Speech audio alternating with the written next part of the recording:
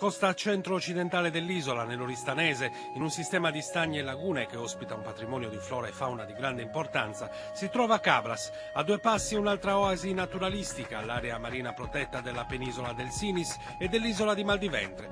Zona abitata fin da tempi antichissimi, quella di Cabras, ricca di testimonianze archeologiche, le rovine di Tarros, uno dei siti fenicio-punico-romani più significativi di tutta l'isola. E poi l'ipogeo di San Salvatore, nell'omonimo borgo, un luogo sotterraneo risalente al IV secolo d.C., dove si professava il culto pagano legato alla divinità delle acque e sopra il quale venne eretta una chiesetta. E a San Salvatore è dedicata la suggestiva processione religiosa che ogni anno a settembre coinvolge 500 uomini in saio bianco e a piedi nudi, la corsa degli scalzi, per ricordare un avvenimento storico, quando i cabraresi, di fronte al pericolo delle invasioni barbaresche che giungevano dal mare, portarono in salvo il santo. E poi specialità enogastronomica a Cabras, la vernaccia, tipico, pregiato, antico vino della zona, e i prodotti del mare, samerca, il muggine in foglia di erba palustre e la bottarga, le uova di muggine essiccate all'aria.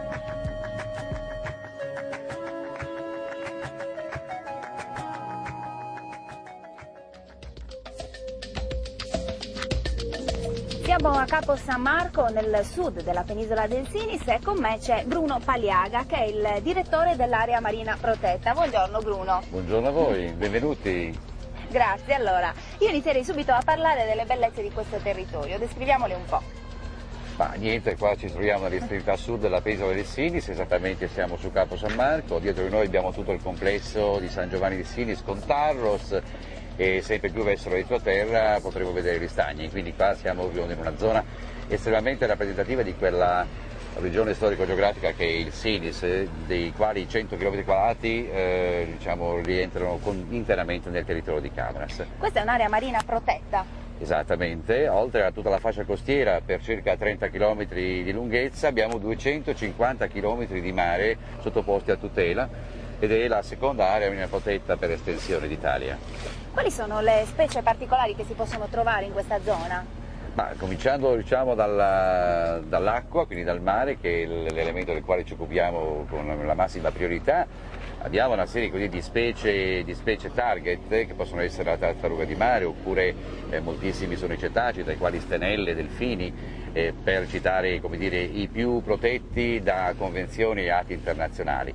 Ma nell'entroterra, proprio nella fascia estremamente costiera, c'è un addensamento, una concentrazione di specie vegetali che sono veramente come dire, uniche di queste zone, straordinaria per importanza scientifica per certi versi, ma soprattutto perché documentano di antichi come dire, movimenti di antica evoluzione dell'ambiente, e questo lo ritroviamo scritto nelle specie. Alcune specie hanno, come dire, il secondo nome definito come Tarusianum o silisiaco, quindi esiste proprio la prova che qui la natura ha fatto dei percorsi tutti speciali, tanto che questa zona è un locus classicus, come dicono gli scienziati, per alcune specie vegetali, ma non solo, ma anche il modo che questi vegetali hanno di stare insieme è del tutto unico.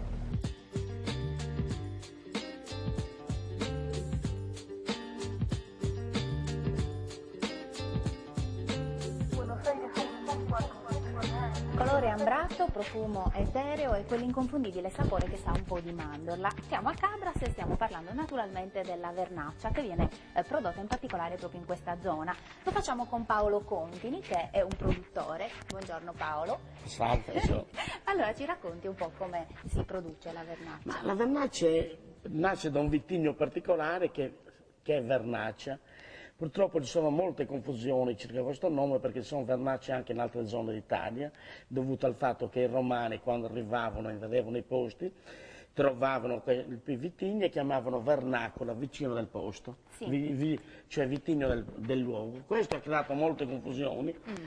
A discapito della vernaccia nostra, perché essendoci anche vernaccia di San Gimignano, vernaccia di Serra Petrona, vernaccia in Alto Adige, ha creato un po' di confusione. Comunque la nostra vernaccia è diversa perché è completamente particolare rispetto alle altre. Quali caratteristiche ha? Caratteristiche si raccoglie in tutto un vitigno, molto probabilmente già i Fenici hanno trovato in Sardegna, infatti già a Taros sono state trovate delle scritte dove si fa riferimento a un vino bianco, a Milcare, Figli di Bar, Vignaiolo, per cui già la vite era già coltivata nel Sinisi, in questa zona qui, già prima dei Fenici. Infatti la Vernaccia è figlia del Sinisi e figlia della Valle del Tirso. È un'uva particolare che ha bisogno di un microclima particolare per poter avere, dare poi determinate caratteristiche al prodotto, dell'umidità, del maestrale, dei terreni alluvionali. Sono tanti fattori che conferiscono poi a quest'uva determinate caratteristiche. Ecco, poi l'uva deve essere molto matura. L'uva va raccolta quando è molto matura, per in modo tale che il vino abbia una gradazione alcolica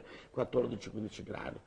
Cioè una volta raccolta inizia la fermentazione in botte. La fermentazione è molto lenta, sì. Ecco, perché ha molto gradazione, ha molto alto, molto zucchero da trasformare in alcol.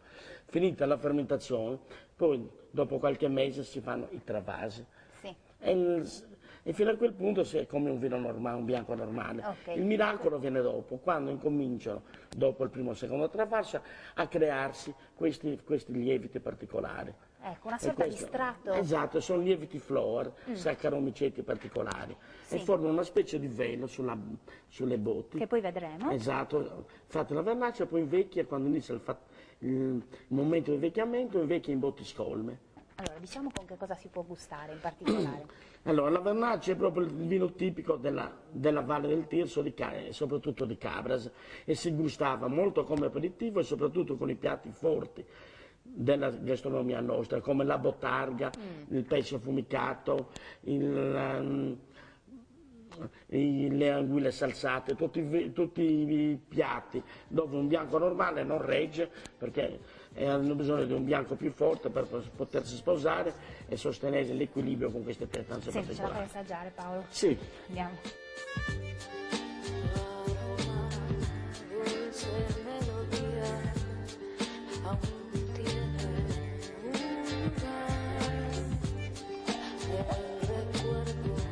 Ecco Paolo, adesso assaggiamo.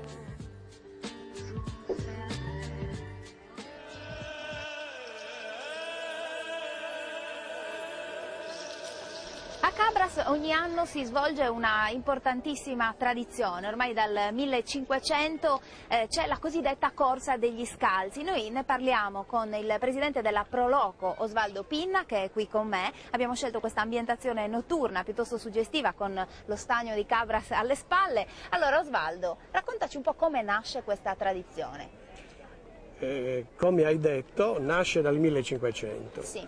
La tradizione dice che un gruppo di donne di Cabras durante l'assalto di un'orda barbaresca nel litorale di Cabras, ecco, portarono il santo in salvo, sì, dal novenario di San Salvatore a Cabras. Ecco, ma questo è ciò che descrivono i vecchi testi. Sì. Noi conosciamo la Corsa degli Scalzi, la festa di San Salvatore, come poi si è evoluta, talmente si è evoluta nel tempo che oggi è la festa più sentita religiosamente e anche civilmente, sì, dalla popolazione di Cabras. Cosa succede? Succede che 500, 600, poi si è arrivati a 800 giovani di Cabras, vestiti con un saio bianco, conducono il santo inizialmente da Cabras a San Salvatore, per poi riportarlo da San Salvatore a Cabras, ecco, percorrendo 8 chilometri vestiti di un saio bianco, scalzi, ecco, lungo le strade sterrate del Sinis.